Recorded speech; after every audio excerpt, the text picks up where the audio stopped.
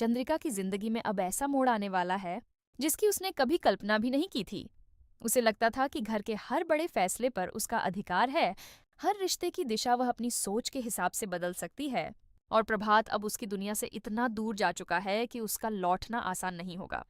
लेकिन कहानी में सबसे बड़ा धमाका तब होता है जब प्रभात अचानक वापस आता है, और उससे भी बड़ा झटका तब लगता है जब चंद्रिका को पता चलता है कि प्रभात अकेला नहीं बल्कि वसुधा के साथ वापस आया है। यह बात चंद्रिका के लिए सिर्फ एक खबर नहीं होती, बल्कि उसके मन, उसके घमंड और उसके पुराने फैसलों पर एक बड़ा सवाल बनकर गिरती है। वह कुछ पल के लिए समझ ही नहीं पाती कि यह सच है या कोई गलतफहमी। जिस प्रभात को उसने अपने फैसलों, अपनी नाराजगी और अपने अहम के कारण दूर होते देखा था, वही प्रभात आज वसुधा के साथ खड़ा है। और यही बात चंद्रिका को अंदर तक हिला देती है। चंद्रिका के मन में एक साथ कई भाव उठने लगते हैं। पहले उसे गुस्सा आता है कि प्रभात ने उससे बिना पूछे, बिना उसे बताए इतना बड़ा फैसला कैसे ले लिया। फिर उसे चोट लगती है कि प्रभात ने वापस आने के लिए वसुधा पर भरोसा किया, उस वसुधा पर जिसे चंद्रिका ने हमेशा कम समझा था। चंद्रिका को लगता था कि वसुधा सिर्फ चुप रहने वाली, सब सहने वाली और घर की बातों में ज्यादा असर न रखने वाली लड़की है। लेकिन आज वही वसुधा प्रभात के साथ खड़ी होकर यह साबित कर रही है कि रिश्तों को जोड़ने के लिए बड़ी बड़ी बातें नहीं, बल्कि साफ दिल, हिम्मत और सच्चा भरोसा चाहिए। चंद्रिका के लिए यह सच पचाना बहुत मुश्किल हो जाता है। वह अपने अंदर सोचती है कि आखिर ऐसा क्या हुआ कि प्रभात ने वसुधा की बात मान ली। वह क्यों वापस आया? क्या वसुधा ने उसे समझाया? क्या वसुधा ने वह कर दिखाया जो चंद्रिका खुद नहीं कर पाई?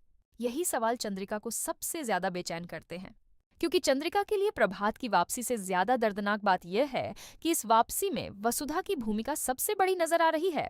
चंद्रिका को पहली बार महसूस होता है कि वसुधा अब सिर्फ घर का हिस्सा नहीं रही, बल्कि रिश्तों के बीच एक मजबूत कड़ी बन गई है। वह कड़ी जिसे नजरअंदाज करना अब आसान नहीं होगा।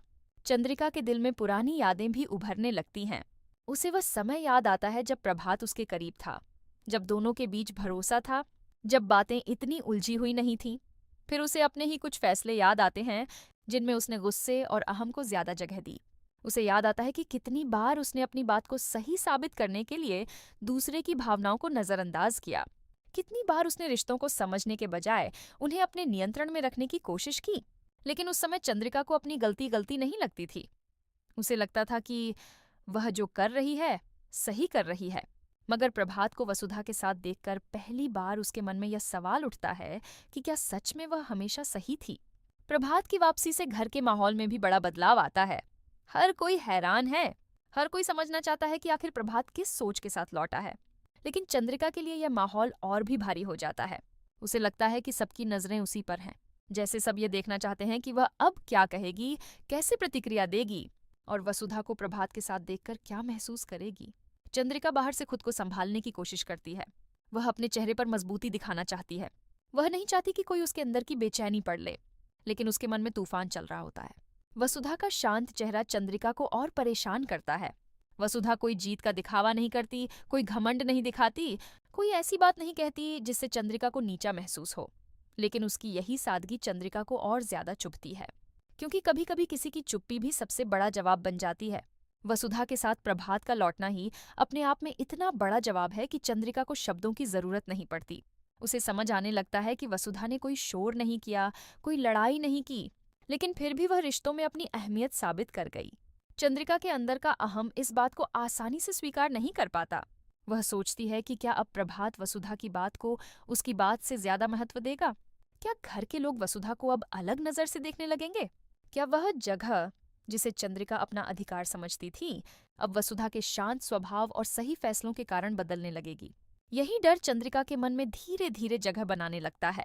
बाहर से वो गुस्से में दिखती है, लेकिन अंदर से उसे यह डर सताने लगता है कि कहीं वह अपना प्रभाव खो न दे।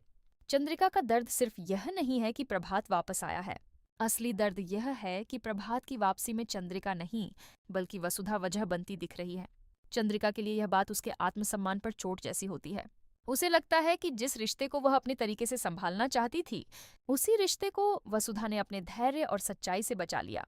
चंद्रिका यह भी सोचती है कि अगर वसुधा सच में इतनी मजबूत थी, तो उसने पहले क्यों नहीं पहचाना? उसने हमेशा वसुधा को कम क्यों आंका? उसने उसकी चुप्पी को कमजोरी क्यों समझा? प्रभात के चेहरे पर भी एक अलग शांति होती है। वह गुस्से में नहीं दिखता, न ही किसी को चोट पहुंचाने के लिए लौटा है, लेकिन उसके चेहरे की गंभीरता यह साफ बता देती है कि वह इस बार किसी दबाव में नहीं आया। वह अपनी समझ से, अपने फैसले से और शायद वसुधा के भरोसे से वापस आया है। यही बात चंद्रिका को सबसे ज्यादा परेशान करती है, क्योंकि अगर प्रभात किसी दबाव में आता तो चंद्रिका उसे फिर अपने तरीके से समझा सकती थी। अगर वह किसी डर से लौटता तो चंद्रिका उसे अपने प्रभाव में ले सकती थी। लेकिन जब कोई इंसान सच समझकर लौटता है तो उसे फिर से भ्रम में डालना आसान नहीं होता। चंद्रिका अब पहली बार वसुधा को सच में देखने लगती है। पहले वह वसुधा को सिर्फ एक सीधी सादी लड़की समझती थी, जो घर के बड़े फैसलों में ज्यादा बोलती नहीं। लेकिन अब उसे लगता है कि वसुधा की चुप्पी के पीछे कमजोरी नहीं, बल्कि गहराई थी। वसुधा ने शायद बहुत कुछ देखा, बहुत कुछ समझा और फिर सही समय पर सही कदम उठाया। चंद्रिका के मन में वसुधा के लिए ईर्ष्या भी होती है और कहीं न कहीं एक अनचाहा सम्मान भी। मगर उसका अहम उसे यह स्वीकार करने नहीं देता कि वसुधा ने सच में कुछ बड़ा किया है। चंद्रिका के मन में सवालों की भीड़ लग जाती है। क्या प्रभात अब उसे पहले की तरह देखेगा? क्या उसके पुराने शब्द, पुराने फैसले और पुरानी नाराजगियां अब उसके सामने खड़ी होंगी? क्या वसुधा के कारण प्रभात उससे सवाल करेगा?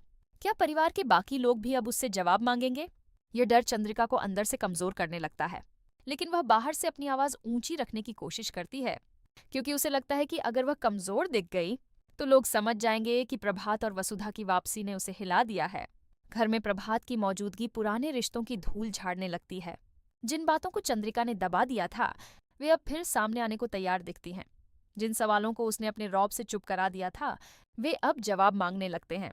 प्रभात का वापस आना सिर्फ एक व्यक्ति की वापसी नहीं है, बल्कि उन सच्चाइयों की वापसी है जिन्हें लंबे समय से अनदेखा किया जा रहा था।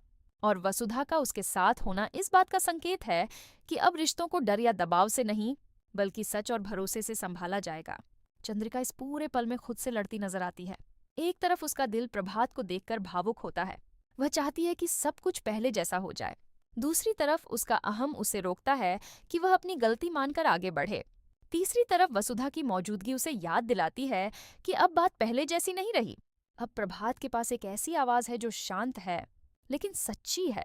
अब वह अकेला नहीं है, अब उसके साथ वसुधा है जिसने उसे वापस लाने की हिम्मत दिखाई है। चंद्रिका को यह समझ आने लगता है कि आने वाले समय में बहुत कुछ बदलने वाला है। प्रभात की वापसी के साथ सिर्फ खुशियां नहीं आईं, बल्कि पुराने सवाल भी लौट आए हैं। वसुधा के साथ प्रभात का खड़ा होना आने वाले बड़े बदलाव की शुरुआत है।